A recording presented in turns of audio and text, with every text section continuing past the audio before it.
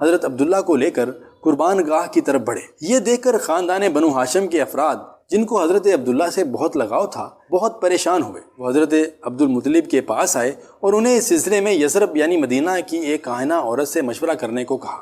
چنانچہ جب اس کاہنہ عورت سے رابطہ کیا گیا تو اس نے اس کا حل یہ نکالا کہ حضرت عبداللہ کی جگہ خون بہا ادا کیا جائے۔ عربوں کی دیت یعنی خون بہا میں 10 اونٹ دیے جاتے تھے، تو حضرت عبداللہ کے ساتھ 10 اونٹوں کی قرعہ اندازی کی جائے اور یہ قرعہ اندازی تب تک جاری رکھیں جب تک قربانی کا قرعہ اونٹوں کے نام نہیں نکلتا۔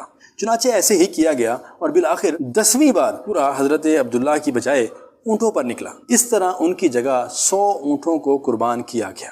حضرت عبداللہ کی شادی بنو زہرہ کے سردار وہب بن عبد مناف کی بیٹی جناب حضرت آمنہ سے ہوئی، جن کے بطن سے تاجدار دو جہاں حضرت محمد صلی اللہ علیہ وآلہ وسلم کی ولادت مبارکہ ہوئی۔